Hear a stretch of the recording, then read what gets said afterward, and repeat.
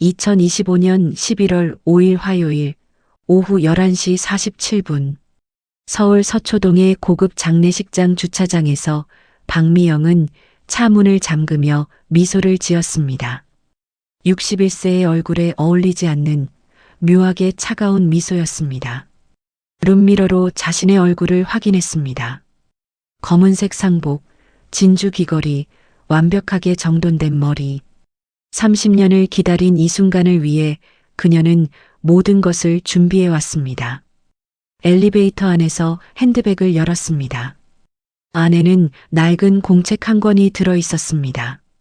1993년 그녀가 고등학교 2학년 때 쓴 일기장이었습니다. 그 일기장의 마지막 페이지에는 또렷한 글씨로 문장 하나가 적혀 있었습니다. 김선희, 너도 언젠가 당해봐라. 내가 가장 소중하게 여기는 것을 빼앗기는 기분을. 3층 국화홀. 문을 여는 순간 박미영의 눈에 들어온 것은 텅 빈 빈소였습니다. 오후 시간인데도 조문객이 단 3명. 30년 넘게 강남에서 세무사 사무실을 운영했던 김선희의 장례식 치고는 너무나 초라했습니다. 누구세요? 뒤에서 목소리가 들렸습니다. 40대 후반의 남자 김선희의 아들이 상주복을 입고 서 있었습니다. 그의 얼굴에는 피로와 어떤 당혹감이 뒤섞여 있었습니다. 고등학교 동창입니다. 김선희와 아주 각별한 사이였죠. 박미영은 영정 사진 앞으로 다가갔습니다. 사진 속 김선희는 여전히 그 오만한 미소를 짓고 있었습니다. 하지만 박미영은 알고 있었습니다. 그 미소 뒤에 숨겨진 외로움을, 그리고 그 외로움이 얼마나 철저하게 계획된 것인지를. 분향을 마치고 자리에 앉으려는 순간 상주가 다가왔습니다. 저기, 혹시 성함이? 박미영입니다. 순간 상주의 얼굴이 하얗게 질렸습니다. 그는 주위를 둘러보더니 박미영을 빈소박 복도로 이끌었습니다. 선생님, 정말 박미영 선생님이십니까? 그렇습니다만 남자는 떨리는 손으로 봉투 하나를 꺼냈습니다. 봉투 겉면에는 박미영에게 장례식 당일 전달할 것이라고 적혀 있었습니다. 어머니가 3개월 전에 이걸 제게 맡기셨습니다. 박미영이라는 분이 오시면 꼭 드리라고. 그리고 그는 말을 멈췄습니다. 무언가 더 말하고 싶지만 차마 입 밖으로 꺼내지 못하는 표정이었습니다. 그리고요? 내일 오전 10시 평촌에 있는 어머니 댁에서 유언 집행인인 변호사님을 만나셨으면 합니다. 선생님께서 유언장의 핵심 인물이시라고 하셨습니다. 박미영은 봉투를 받아들었습니다. 무거웠습니다. 30년의 무게만큼이나. 장례식장을 나와 차 안에 앉았습니다. 시동도 걸지 않은 채 봉투를 뜯었습니다. 안에는 편지와 함께 낡은 사진 한 장이 들어 있었습니다. 사진은 1993년 5월 학교 뒤 은행나무 아래에서 찍은 것이었습니다. 사진 속에는 3명이 있었습니다. 김선희, 이준호, 그리고 멀찍이 서서 그들을 바라보고 있는 박미영 자신의 모습. 박미영은 이 사진이 존재하는 줄 몰랐습니다. 누가 찍었는지도 몰랐습니다. 하지만 이 한 장의 사진이 모든 것을 말해주고 있었습니다. 그날 자신이 얼마나 상처받았는지를. 편지를 펼쳤습니다. 미영아, 30년 만이구나. 넌 이 편지를 읽으며 승리감을 느낄까? 아니면 허무함을 느낄까? 내가 어떻게 죽었는지 궁금하지? 췌장암 사기. 6개월 시한부 선고받고 정확히 5개월 17일을 살았어. 마지막 한 달은 정말 지옥이었어. 하지만 그 지옥 속에서도 난 생각했어. 너를 미안하다는 말은 안 할게. 너도 원하지 않을 테니까. 대신 고백할게. 난 알고 있었어. 내가 준호를 좋아한다는 것도, 준호가 널 좋아한다는 것도. 그런데도 그 애의 고백을 받아들였어. 이유는 단순했어. 네가 미워서, 네가 가진 모든 것이 부러워서. 하지만 미영아, 난 그 대가를 톡톡히 치렀어. 30년을 혼자 살았어. 친구도, 진짜 사랑도, 따뜻한 가족도 없이. 성공했지만 외로웠고, 돈을 벌었지만 행복하지 않았어. 그리고 이제 죽어가면서 깨달았어. 내가 정말 원했던 건 내 것을 빼앗는 게 아니라 너와 진짜 친구가 되는 거였다는 걸. 너무 늦었지. 내일 평촌집에 가봐. 변호사가 기다릴 거야. 유언장이 있어. 그리고 네가 원하던 것도 준비해뒀어. 복수를 원했지? 줄게. 네 방식대로. 김선희, 박미영의 손이 떨렸습니다. 하지만 눈물은 나지 않았습니다. 그녀는 조심스럽게 편지를 접어 다시 봉투에 넣었습니다. 그날 밤 박미영은 침대에 누워 천장을 바라봤습니다. 남편의 고른 숨소리가 들렸습니다. 평범하고 안정적인 삶. 그녀가 30년간 지켜온 일상.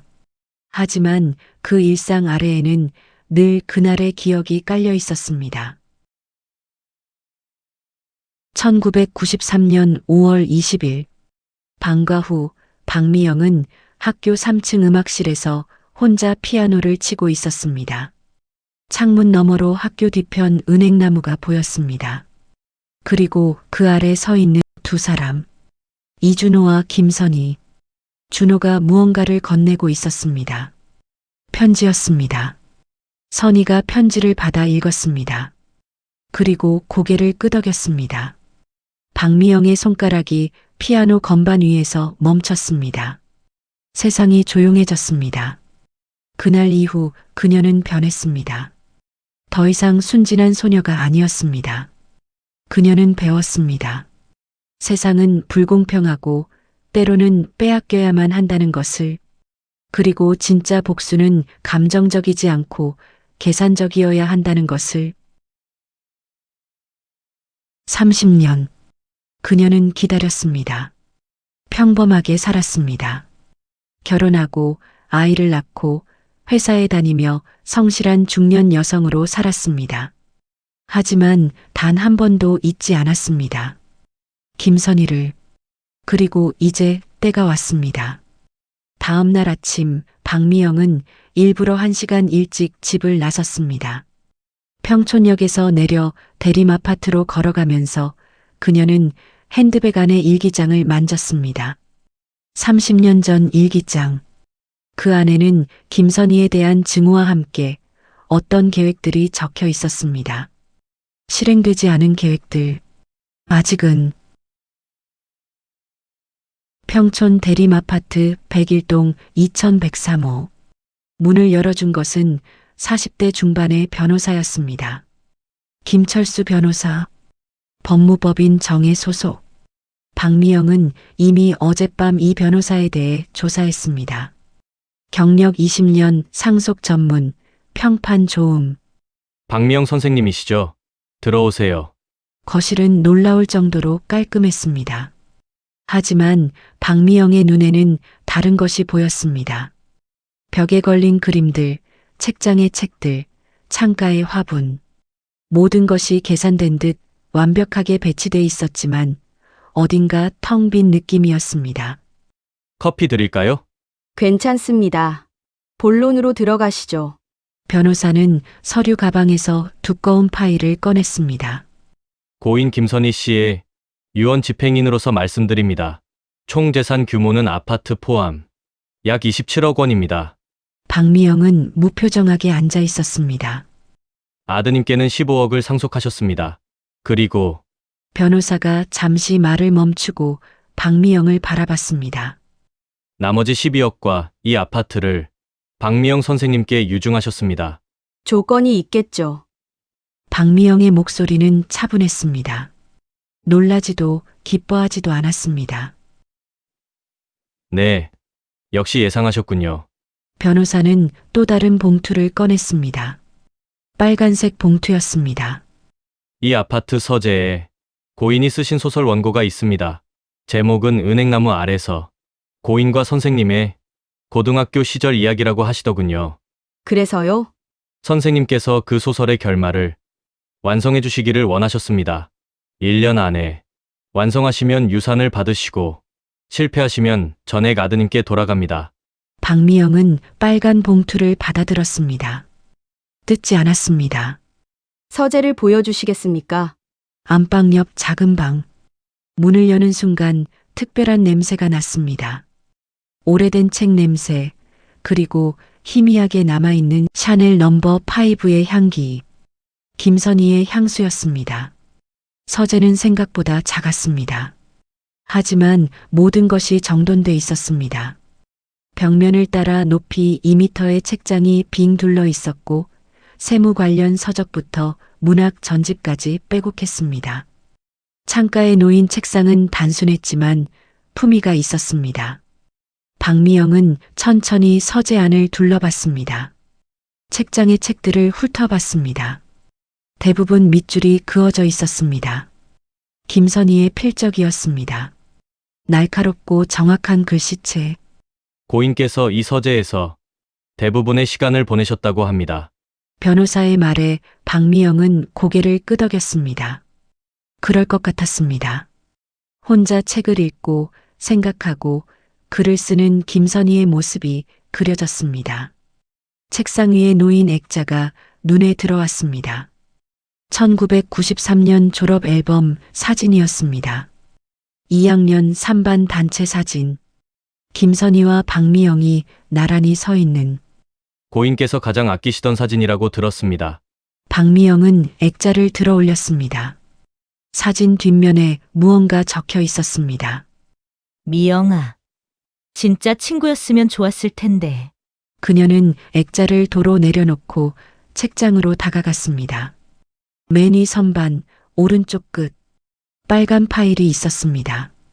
의자를 가져다 놓고 파일을 꺼냈습니다. 생각보다 두꺼웠습니다. 책상에 앉아 펼쳤습니다. 은행나무 아래서 첫 페이지를 넘겼습니다. 그리고 읽기 시작했습니다. 30분이 지났습니다. 박미영은 여전히 읽고 있었습니다. 표정의 변화는 없었습니다. 다만 가끔, 아주 가끔 페이지를 넘기는 손이 미세하게 떨렸습니다. 마침내 마지막 페이지에 도달했습니다. 200페이지가 넘는 원고, 그리고 그 뒤로 빈 페이지 50장, 포스트잇이 붙어 있었습니다. 미영아, 여기서부터는 네가 써줘. 우리가 다시 만난다면 어떤 이야기가 될까? 해피엔딩으로 부탁해. 박미영은 천천히 빨간 봉투를 열었습니다. 안에는 다시 편지가 들어 있었습니다. 미영아, 원고 읽었지? 어때? 내 시선에서 본 우리 이야기 놀랐을 거야. 내가 너를 얼마나 부러워했는지, 얼마나 질투했는지 알게 돼서. 근데 있잖아. 이 소설 사실 절반은 거짓말이야. 내가 준호 고백받은 날, 난 진짜로 고민했어. 너한테 미안해서. 그런데 거절하려고 다음 날 준호를 찾아갔을 때 준호가 그러더라. 선이야, 사실 미영이한테 먼저 고백했었어. 근데 거절당했어. 미영이가 그러더라. 자기는 공부에 집중하고 싶대. 그래서 선이 너한테 고백하는 거야. 나는 그때 멍했어. 네가 이미 거절했다고? 그럼 내가 사귀어도 되는 거 아닌가? 그래서 사귀었어. 죄책감 없이. 그런데 3개월 후에 알았어. 준호가 거짓말했다는 걸. 너한테 고백한 적도 없었고 처음부터 나만 좋아했다는 걸. 나는 준호를 바로 찼어. 그리고 너한테 말하려고 했어. 진실을. 근데 그때 이미 우리 사이는 틀어져 있었어. 너는 나를 쳐다보지도 않았어. 그래서 나는 포기했어. 설명해봤자 변명처럼 들릴 것 같아서. 미영아, 내가 왜 이 이야기를 지금 하냐면 너도 나를 속였잖아. 30년 전 겨울방학 때 나한테 5만 원 빌려준 거 기억나? 학원비 모자란다고 했을 때. 근데 있잖아. 난 그때 학원비 모자란 게 아니었어. 아버지가 사업 망하셔서 생활비도 없었어. 5만 원으로 우리 가족이 일주일을 먹고 살았어. 그런데 너는 알고 있었어. 그걸. 우리 아버지가 부도 났다는 거. 우리 집이 어렵다는 거. 그런데도 일부러 학원비로 쓰라며 돈을 줬지. 동정하는 것처럼 보이지 않게. 자존심 상하지 않게. 나는 그게 더 창피했어. 내가 모르고 빌려주는 거면 모를까. 알면서도 배려하는 척 한 게. 그래서 안 갚았어. 일부러. 갚으면 내가 정말 불쌍한 애가 되는 것 같아서. 미영아, 우리 둘 다 거짓말쟁이였어. 나는 준호 이야기로 너를 속였고, 너는 5만 원으로 나를 속였어. 근데 30년이 지나서 생각해보니까 우리 둘 다 서툴렀던 거야. 친구 사이에서 상처받지 않으려고, 상처 주지 않으려고 노력했던 건데 그 노력이 오히려 서로를 멀어지게 만든 거지. 지금 이 유언장도 마찬가지야. 나는 네가 12억 때문에 소설을 완성하길 원하지 않아. 너도 알잖아. 너는 지금도 잘 살고 있어. 부족한 게 없어. 내가 진짜 원하는 건 네가 1년 동안 이 아파트에 오면서 내가 쓴 원고를 읽으면서 우리의 과거를 다시 생각해 보는 거야. 그리고 깨닫는 거지. 우리가 서로를 미워했지만 동시에 서로를 가장 이해할 수 있는 사람이었다는 걸. 12억은 그냥 미끼야. 너를 여기로 불러들이기 위한. 원고 완성하든 말든 상관없어. 사실 유언장에는 그런 조건 없어. 변호사한테 거짓말 좀 시켰어. 12억은 이미 네 거야. 무조건. 왜냐고?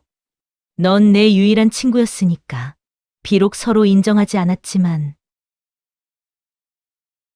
김선희, 박미영은 편지를 천천히 접었습니다. 그리고 책상 서랍을 열었습니다. 안에는 또 다른 공책이 있었습니다. 김선희의 일기장. 1993년부터 2025년까지 30년치 일기가 빼곡히 적혀 있었습니다. 박미영은 무작위로 한 페이지를 펼쳤습니다. 2010년 3월 15일. 오늘 거울을 보다가 깨달았다. 나는 미영이를 닮아가고 있다. 말투, 옷차림, 심지어 웃는 방식까지. 무의식적으로 그 애를 따라하고 있었던 것 같다. 아마도 나는 평생 미영이가 되고 싶었던 게 아닐까. 미영이처럼 따뜻한 사람, 미영이처럼 사랑받는 사람. 하지만 난 끝내 나일 수밖에 없었다. 차갑고 외로운. 박미영은 일기장을 덮었습니다. 그리고 다른 페이지를 펼쳤습니다. 2023년 6월 7일. 췌장암 진단받았다. 6개월. 이상하게 담담하다. 오히려 안도감이 든다. 이제 끝이구나. 길고 외로웠던 삶이. 미영이한테 전화해볼까? 30년 만에? 아니야. 그 애는 나를 기억하고 싶지 않을 거야. 그냥 조용히 가자. 마지막 페이지. 2025년 8월 3일. 변호사를 만났다. 유언장 작성했다. 미영아, 이게 내가 줄 수 있는 마지막 선물이야. 내 전 재산과 함께 내 진심도 함께 줄게. 용서해달라는 게 아니야. 이해해달라는 것도 아니야. 그냥 기억해줘. 우리가 한때는 친구였다는 걸. 그것만으로도 내 인생은 의미가 있었으니까. 박미영은 일기장을 천천히 닫았습니다. 한참을 가만히 앉아 있다가 자리에서 일어났습니다. 거실로 나왔습니다. 변호사가 기다리고 있었습니다. 선생님, 결정하셨습니까? 변호사님, 박미영의 목소리는 여전히 차분했습니다. 유언장의 조건은 없다고 들었습니다. 변호사의 얼굴이 미세하게 굳었습니다. 고인께서 말씀하셨군요. 그렇다면 12억은 이미 제 것이겠네요. 그렇습니다. 알겠습니다. 서류 처리 부탁드립니다. 박미영은 가방을 들고 현관으로 향했습니다. 문 앞에서 잠시 멈춰 뒤를 돌아봤습니다. 참, 그리고 변호사님, 네, 원고는 제가 완성하겠습니다. 조건이 없어도. 변호사가 희미하게 미소 지었습니다. 고인께서 그러실 거라고 하시더군요. 박미영도 처음으로 미소 지었습니다. 하지만 그 미소는 슬프지도 기쁘지도 않은 묘한 미소였습니다. 그날부터 박미영은 매일 평촌 아파트에 갔습니다. 하지만 원고를 쓰지 않았습니다. 대신 그녀는 김선희의 삶을 조사했습니다. 서재에 있는 모든 서류, 일기장, 사진, 편지를 샅샅이 뒤졌습니다. 그리고 발견했습니다. 김선희가 지난 10년간 박미영을 지켜봐왔다는 증거를. 책상 서랍 깊숙한 곳에 파일이 하나 있었습니다. 제목은 미영이 소식. 안에는 신문 스크랩, 블로그 캡처, SNS 게시물 출력물이 빽빽하게 정리돼 있었습니다. 2015년 3월 미영이 아들 대학 합격. 연세대 경영학과. 2018년 11월 미영이 딸 결혼. 웨딩홀 사진. 2020년 6월 미영이 승진. 부장 직급. 2023년 9월 미영이 첫 손주 출산. 30년간 연락 한 번 없었지만 김선희는 박미영의 인생을 계속 지켜보고 있었습니다. 박미영은 파일을 천천히 넘겼습니다. 그리고 마지막 페이지에서 멈췄습니다. 거기에는 사진 한 장과 짧은 메모가 있었습니다. 사진은 2024년 크리스마스 이브 명동 거리에서 찍힌 것이었습니다. 박미영이 남편, 자식들, 손주와 함께 웃고 있는 모습. 메모에는 이렇게 적혀 있었습니다.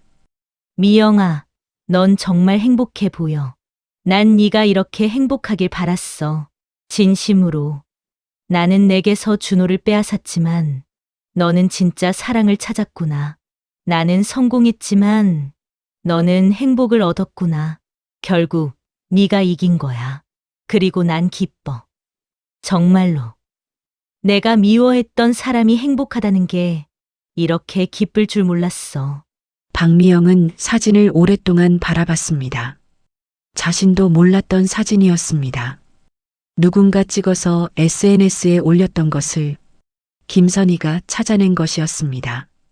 그날 밤 박미영은 집에 돌아와 자신의 일기장을 꺼냈습니다. 30년 전 일기장. 그 마지막 페이지에 적혀 있던 문장. 김선희, 너도 언젠가 당해봐라.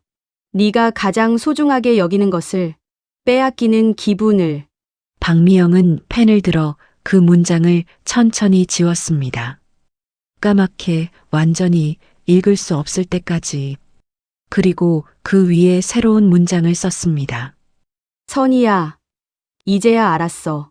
네가 가장 소중하게 여긴 건 돈도 성공도 아니었구나. 나였구나.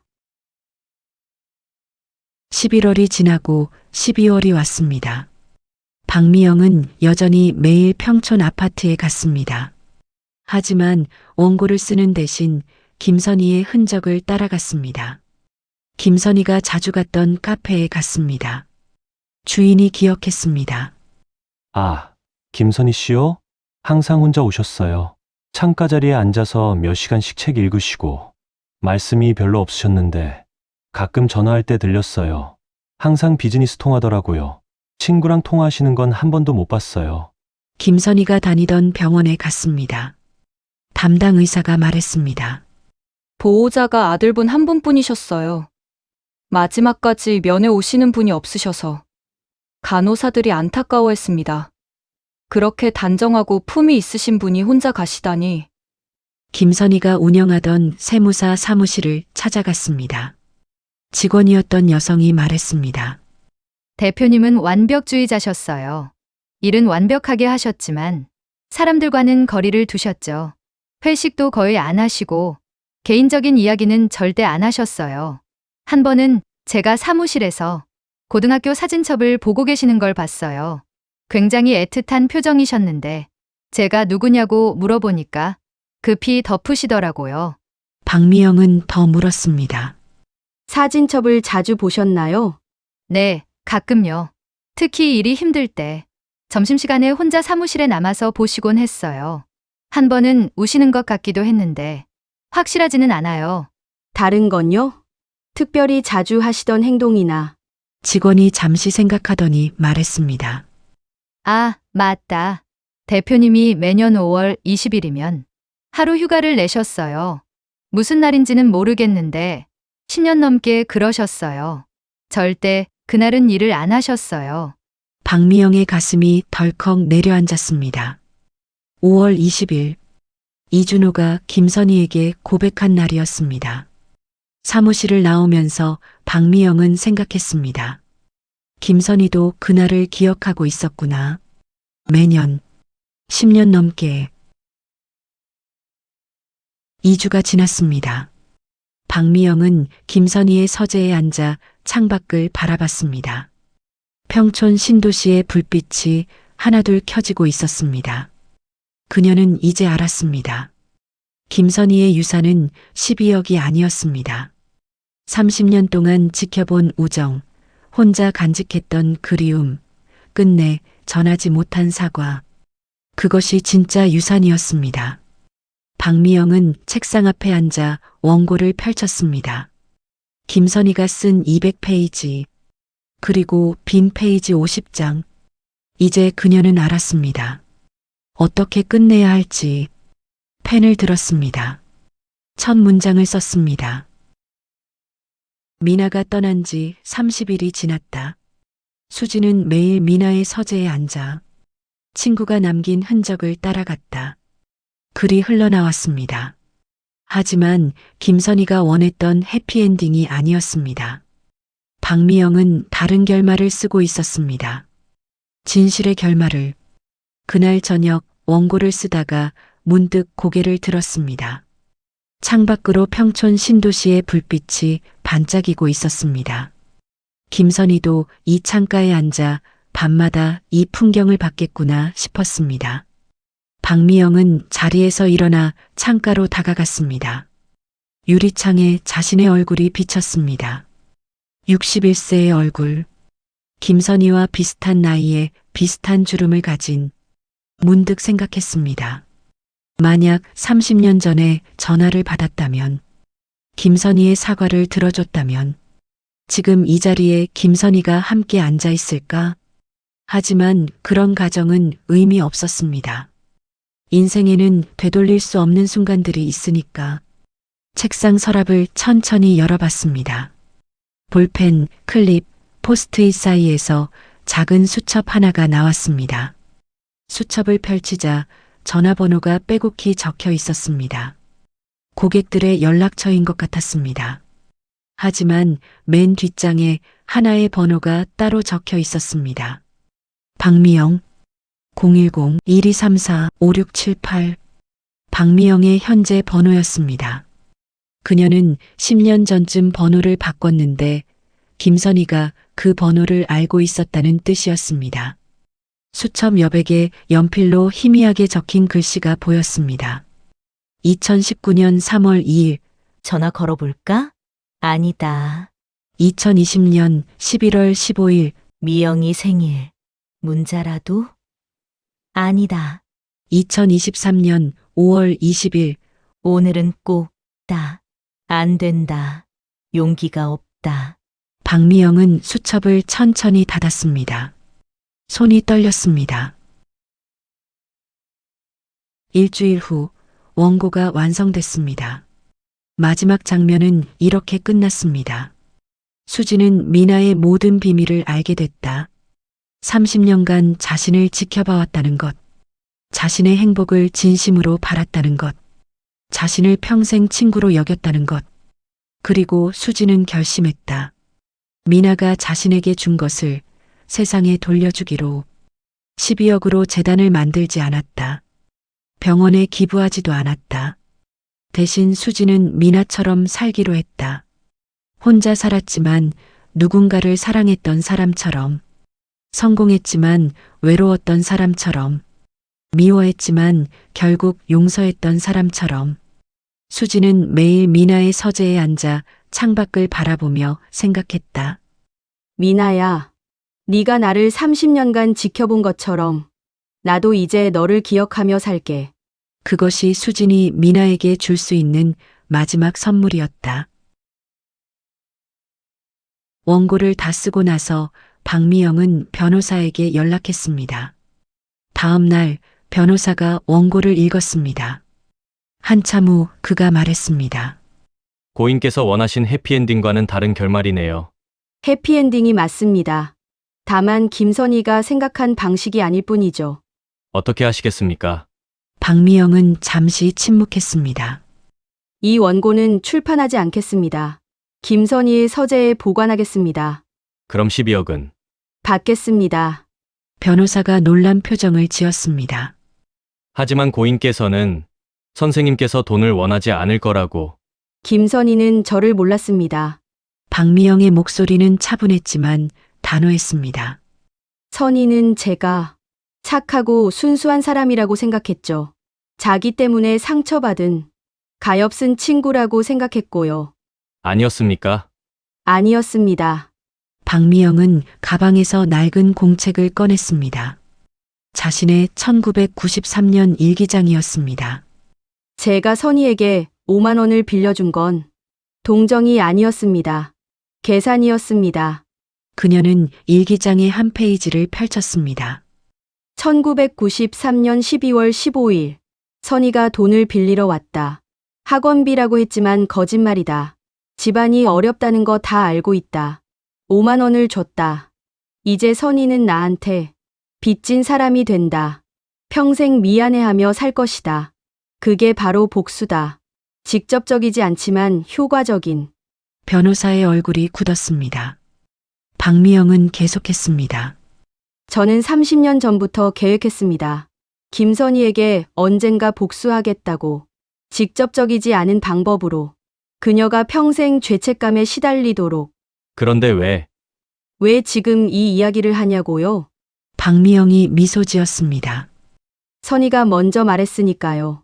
자기 비밀을 다 털어놨으니까요. 이제 제 차례죠. 그녀는 일기장을 덮었습니다. 변호사님, 진실을 말씀드리겠습니다. 저는 김선희를 용서한 적이 없습니다. 30년간 한 번도요. 그리고 지금도 마찬가지입니다. 그런데 12억을 받으시겠다는 겁니까? 당연하죠. 왜 안 받습니까? 박미영의 눈빛이 차가워졌습니다. 선희는 착각했어요. 자기가 저를 배신했다고. 하지만 진실은 이겁니다.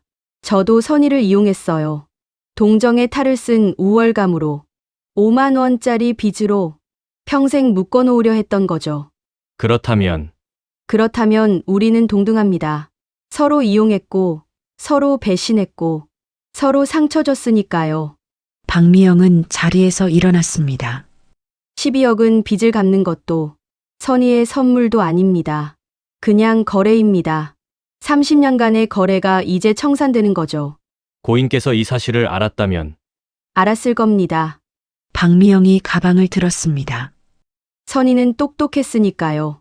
제가 순수한 선의로 돈을 빌려줬을 리 없다는 걸 알았을 거예요. 그래서 더 미안해했겠죠. 그녀는 문 쪽으로 걸어갔습니다. 그리고 문 앞에서 멈춰 뒤돌아봤습니다. 하지만 변호사님, 한 가지는 진실입니다. 무엇입니까? 저는 김선희를 정말 친구로 생각했습니다. 미워했지만 동시에 좋아했고, 질투했지만 동시에 존경했어요. 그게 우정 아닌가요? 복잡하고 모순적이고 솔직하지 못한. 변호사는 대답하지 않았습니다. 선희가 12억을 준 이유는 저를 구원하려는 게 아니었어요. 자기 자신을 구원하려는 거였죠. 마지막까지 착한 친구로 기억되고 싶었던 거예요. 박미영이 문손잡이를 잡았습니다. 저도 마찬가지입니다. 원고를 완성한 건 선희를 위해서가 아니에요. 제 자신을 위해서였어요. 30년의 관계를 정리하기 위해서. 그럼 고인과 선생님의 관계는 끝났습니다. 깨끗하게. 1월 중순 유산 처리가 완료됐습니다. 12억이 박미영의 계좌로 들어왔습니다. 아파트 명의도 그녀의 이름으로 바뀌었습니다. 박미영은 회사에 사표를 냈습니다.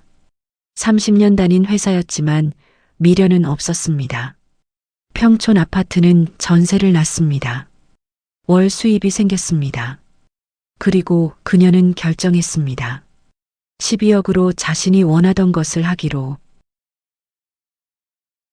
2월 초 박미영은 제주도 서귀포에 땅을 샀습니다. 바다가 보이는 작은 대지였습니다. 거기에 게스트하우스를 지었습니다. 크지 않은 객실 5개짜리 작은 집이었습니다. 이름은 은행나무집이라고 붙였습니다. 개업 첫날 손님이 한 명 왔습니다. 30대 여성이었습니다. 사장님, 왜 은행나무집이에요? 박미영이 대답했습니다. 옛날에 친구가 있었어요. 그 친구와의 추억이 은행나무 아래서 시작됐거든요. 좋은 추억인가요? 글쎄요? 좋았는지 나빴는지 아직도 모르겠어요. 하지만 중요한 추억이었죠. 손님이 미소 지었습니다. 그런 친구 있으면 좋겠어요. 당신도 있을 거예요. 지금은 모를 뿐. 봄이 왔습니다. 4월 어느 날 박미영은 서재를 만들었습니다. 게스트하우스 2층 끝방이었습니다. 손님들에게는 공개하지 않는 방이었습니다. 거기에 김선희의 원고를 가져다 놓았습니다. 은행나무 아래서 김선희가 쓴 200페이지와 박미영이 쓴 187페이지, 그리고 두 사람의 일기장도 함께 보관했습니다. 가끔 박미영은 그 방에 들어가 원고를 읽었습니다. 김선희의 글을, 그리고 자신의 글을 읽으면서 생각했습니다. 우리는 서로를 사랑하지 않았다. 하지만 서로 없이는 살 수 없었다. 그게 우정인지 집착인지 원망인지는 모르겠다. 하지만 분명한 건 우리는 서로의 인생에서 가장 중요한 사람이었다는 것이다. 5월이 됐습니다. 박미영은 경기여고 동창회에 참석했습니다.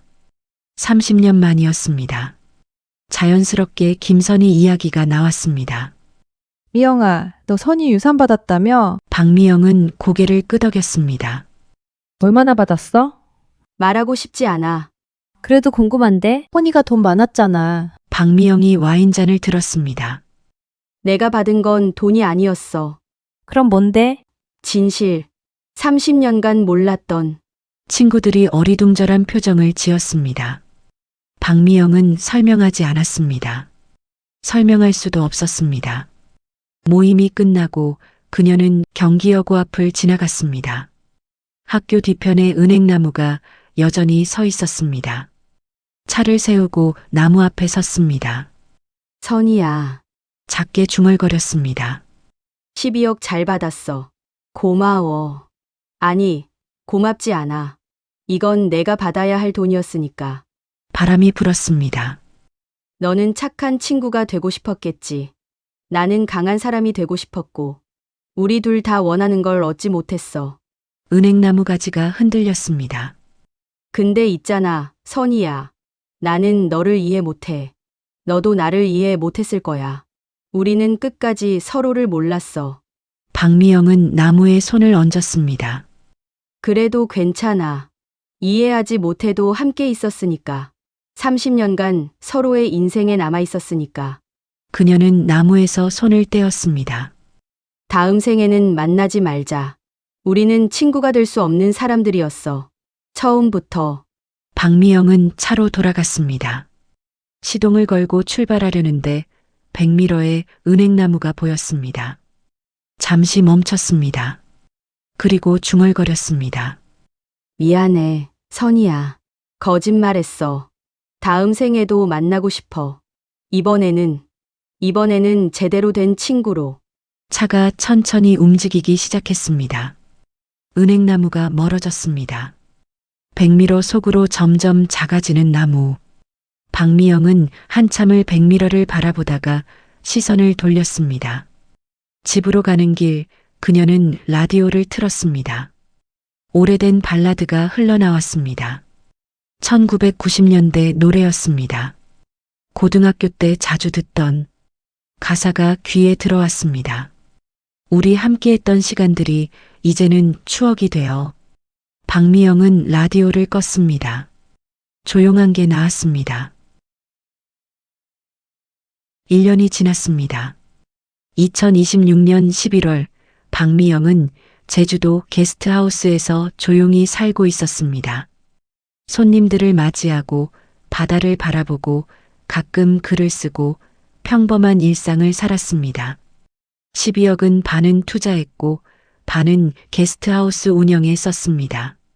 여유로웠습니다. 부족함이 없었습니다. 어느 날 저녁 한 손님이 물었습니다. 사장님, 행복하세요? 박미영은 잠시 생각했습니다.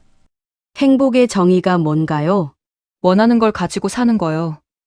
그렇다면 행복하지 않아요. 저는 원했던 걸 얻지 못했거든요.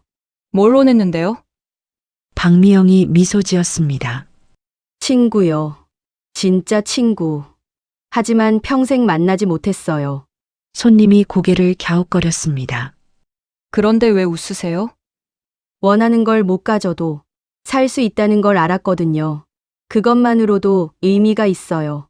손님이 떠나고 밤이 깊었습니다. 박미영은 테라스로 나가 바다를 바라봤습니다. 파도 소리가 들렸습니다. 규칙적이고 끝없는, 문득 궁금했습니다. 김선희가 이 바다를 봤다면 뭐라고 했을까? 시끄럽다고 했을까? 아니면 평화롭다고 했을까? 아마 둘 다였을 것입니다. 김선희는 늘 모순적인 사람이었으니까. 그날 밤 박미영은 2층 서재에 올라갔습니다. 김선희의 원고를 꺼내 마지막 페이지를 펼쳤습니다. 자신이 쓴 결말이었습니다. 그리고 펜을 들어 한 문장을 더 추가했습니다. 수지는 알았다. 미나를 사랑하지 않았지만 미나 없이는 자기 자신이 될 수 없었다는 것을. 그것이 우정이든 원망이든 집착이든 그들은 평생 함께였다. 그것으로 충분했다. 펜을 내려놓고 창밖을 바라봤습니다. 제주도의 별이 빛나고 있었습니다. 박미영은 혼자 중얼거렸습니다. 선희야, 우리 이겼을까, 졌을까? 대답은 없었습니다. 하지만 괜찮았습니다. 박미영은 원고를 덮고 자리에서 일어났습니다. 서재를 한 바퀴 둘러봤습니다. 김선희의 원고, 두 사람의 일기장, 오래된 사진들. 이 모든 것이 이제 박미영의 것이었습니다. 창문을 열었습니다. 밤바람이 들어왔습니다. 제주도의 5월 바람은 따뜻했습니다. 문득 30년 전 그날이 떠올랐습니다. 학교 3층 음악실에서 피아노를 치던 순간 창밖으로 보이던 은행나무, 그 아래 서 있던 두 사람. 그때 만약 내려가서 말했다면 어땠을까? 선희야, 괜찮아. 준호 사귀어도 돼. 그랬다면 달라졌을까? 하지만 그러지 못했습니다. 17살의 박미영은 그럴 만큼 성숙하지 못했습니다. 61살의 박미영도 여전히 완벽하지 않았습니다. 김선희를 완전히 용서하지 못했고 12억을 받는 것에 죄책감도 없었습니다. 하지만 그것도 괜찮았습니다. 완벽하지 않아도 살 수 있으니까. 바람이 불고 파도 소리가 들리고 세상은 계속 돌아갔습니다. 박미영은 서재 문을 닫고 내려왔습니다. 내일도 손님이 올 것이고 해가 뜰 것이고 그녀는 계속 살아갈 것이었습니다. 김선희의 12억으로, 김선희의 기억과 함께. 그것이 박미영의 복수이자 동시에 우정이었습니다.